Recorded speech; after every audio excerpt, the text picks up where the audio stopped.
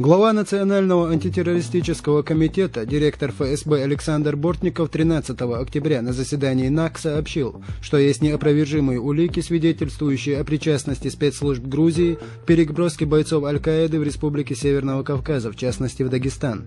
Александр Бортников отметил, что удалось пресечь деятельность 178 боевиков, тем самым предотвращено более 19 терактов. В числе уничтоженных уроженец Алжира некто доктор Мухаммад, направленный Аль-Каидой в нашу страну для координации деятельности террористов в Дагестане.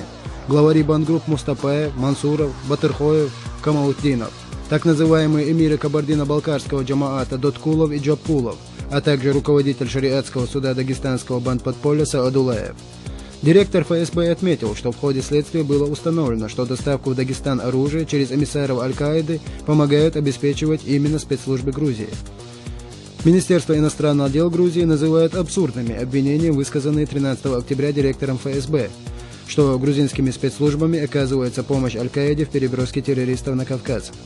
Вице-спикер парламента Грузии Паата Давитая назвал заявления Бортникова ничем не обоснованными и отметил, что на территории Грузии нет боевиков и террористов.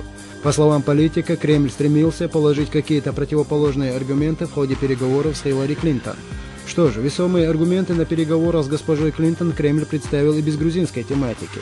Системы ПРО не будут размещаться ни в Грузии, ни на Украине, и это независимо от того, что там говорят Клинтоны, Обамы и прочие Буши. Защита от Ирана и Северной Кореи, как то пытаются преподнести американцы, выглядит доводом малоубедительным. А вот обложить военными базами, вернее средствами политического давления, страну по запасам полезных ископаемых, сравнимую разве что со всем остальным миром, вот это, как говорится, ничем не прикроешь. Не так глупы руководители России, чтобы этого не понимать. И понимание того, что в американской внешней политике основной вектор противодействия направлен именно против России, делает действия России более раскованными и адекватными. Нужно быть абсолютным идиотом, чтобы не понимать, что конечный результат американской политики на Кавказе оказался не совсем таким, каким виделся американцам. Вместо быстрого прищучивания самостийных осетин получили еще две независимых страны, причем лояльных России.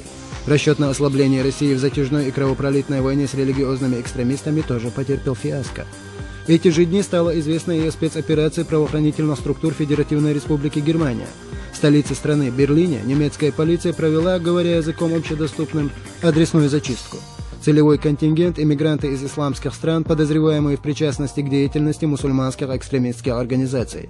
По данным Генеральной прокуратуры в Карлсруэ, накануне в четверг обыском в столице Германии были подвергнуты 6 зданий, среди которых офис общества «Исламское объединение Берлин», а также помещение мечети Аль-Нур.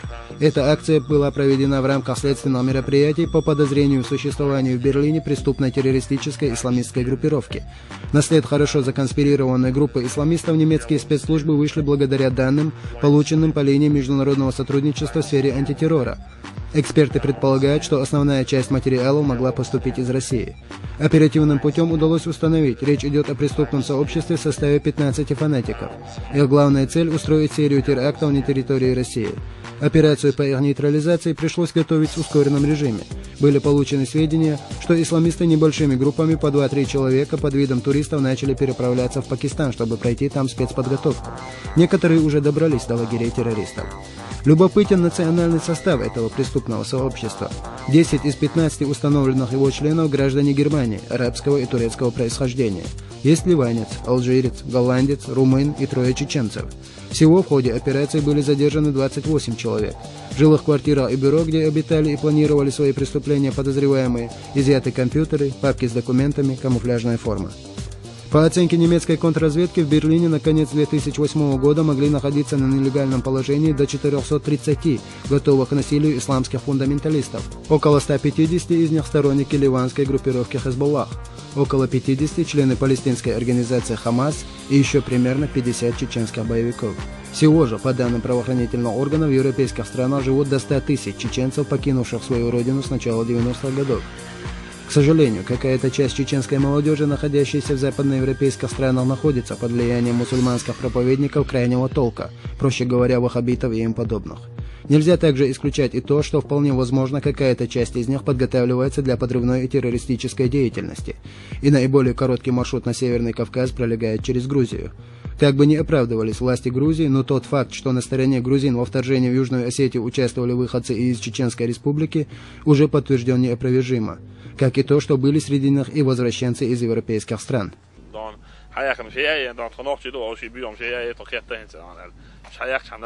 Именно благодаря своим внутренним резервам чеченцы дали отпор силам международного терроризма. Уже к 2005 году боевые действия носили локальный характер, единичные стычки, спецоперации и адресные задержания участников бандподполья. Возрождающиеся под руководством Рамзана Кадырова и при непосредственной поддержке Федерального центра республики, идеи сепаратистов оказались не ко двору.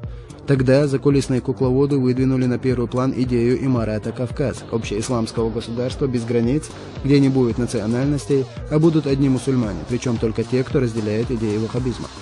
В общем, опять та же самая калоша, если смотреть на это с точки зрения чеченского народа. Чечня без чеченцев, населенная какими-то эфемерными мусульманами. Или рабами ваххабитов, может быть. Да никогда ни один ваххабит, натовец, черт лысый не сможет жить спокойно на чеченской земле, вооружившись такой доктриной. Извините, господа, но это наша земля, и мы сами решаем, кто здесь будет жить. Проще говоря, населяем Чеченскую республику черт знает кем, при этом пользуясь люмпинами, прошедшими обработку европейских, пакистанских, аравийских и прочих идеологов, закидывая их на Северный Кавказ через Грузию. Плохо же вы знаете тех, кому решили навязать этот идиотизм. В общем, Аль-Каида и ее прихвостни из Имарата получили конкретного пинка. Саакашвили вразумили в августе прошлого года, а физическое уничтожение чеченцев и развал России невозможно. В общем, пора сворачиваться, пока не свернули в бараний рог. Во всей этой истории отрадным можно считать один факт.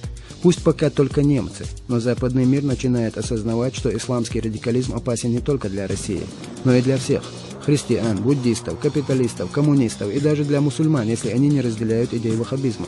Подутерев сентиментальные сопли о правах человека, о свободе выбора и прочих ценностях, Запад наконец начал наводить порядок у себя дома. Остается надеяться, что остальные европейские страны ликвидируют нарождающиеся очаги ваххабитской гангрены и в своих городах. Иначе самые подлые удары, которые радикалы наносили России и Кавказским республикам, они ощутят и на себе. Пора наконец понять, что ни идей национального самоопределения, ни просто человечности ваххабиты не разделяют. Вспомните Хезболлу и Хамас, которые были искусственно созданы израильскими и американскими спецслужбами. Расчет был на то, чтобы поддерживать постоянное внутреннее противоречие в среде ближневосточных мусульман. На деле же и израильтяне, и американцы получили опаснейшего врага, главной задачей которых стало уничтожение государства Израиль. Хамас и Хезболла по сравнению с Аль-Каидой просто детский лепет. Их интересы распространяются только на ближневосточный регион.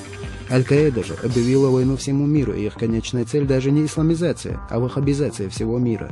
Несогласные будут уничтожены.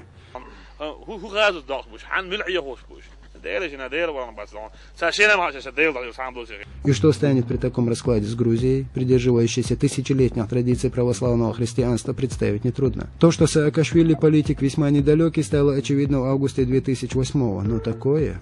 Поинтересовались бы прежде у Рамзана Кадырова, кто это такие ваххабиты, он бы вам рассказал. Как рассказал бы любой чеченец, что следует делать с ними и со всеми, кто их поддерживает. Так что рассчитывать на какие-то глобальные политические изменения на Северном Кавказе не стоит. Займитесь лучше экономическими проблемами своих стран, кризис-то еще не миновал. А Чеченская республика как была чеченской, так и останется на веки веков.